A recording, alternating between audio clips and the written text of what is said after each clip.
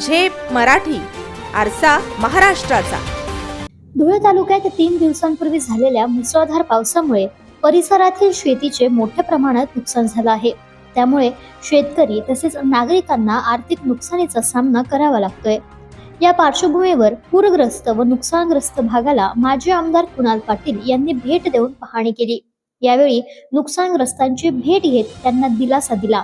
धुळे तालुक्यातील मुक्ती आंबोडे परिसरातील कन्हेर नदीला आलेल्या महापुरामुळे तसेच शिरूड, मोरदड, खोडदड या शिवारात ढगफुटी सदृश्य पावसामुळे पिकांचं मोठ्या प्रमाणावर नुकसान झालंय। अनेक ठिकाणी शेत जमीन देखील खरडून गेली आहे। या पार्श्वभूमीवर कृषी व महसूल विभागाकडून पंचनाम्याचे काम युद्ध पातळीवर सुरू असल्याची माहिती माजी आमदार कुणाल पाटील यांनी दिली।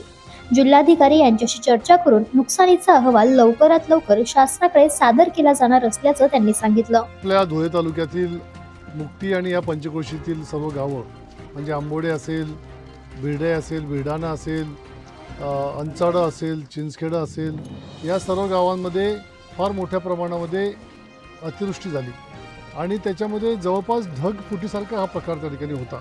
प्रचंड मोठ्या प्रमाणामध्ये सकाळी 5-5:30 वाजता जेव्हा पाऊस सुरू झाला तो दुपारी 12पर्यंत या पावसाने थैमान त्या ठिकाणी घातलं होतं आणि त्यामुळे नदी नाले हे प्रचंड दुथडी होऊन भरून वाहत होते।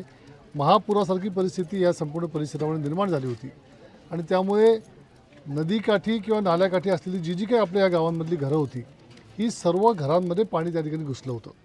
जवळपास गुडघ्याच्या वरपर्यंत पाणी हे घरांमध्ये त्या ठिकाणी बघायला मिळालं आणि फार मोठं नुकसान हे घरांचं, वस्तूंचं, शेतीचं आणि ज्या ज्या ठिकाणी दुकानदार होते त्या दुकानांमधल्या मालाचं फार मोठं। नंदाळ्यामध्ये पंचनामे चालू आहेत, त्या ठिकाणी मुक्तीमध्ये पंचनामे चालू आहेत, अंचाडे, चिंचखेडे, बिर्डाणा या ठिकाणी पंचनाम्यांचं काम चालू आहे।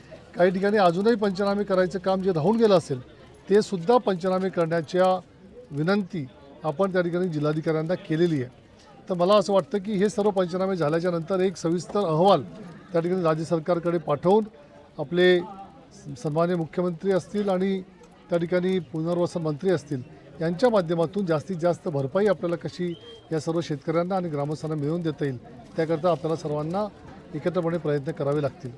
आज दरम्यान राज्याचे मुख्यमंत्री देवेंद्र फडणवीस यांच्याकडे पाठपुरावा करून नुकसानग्रस्त शेतकऱ्यांना 100% भरपाई मिळवून देण्यासाठी प्रयत्न केले जातील असे आश्वासनही यावेळी माजी आमदार कुणाल पाटील यांनी दिले।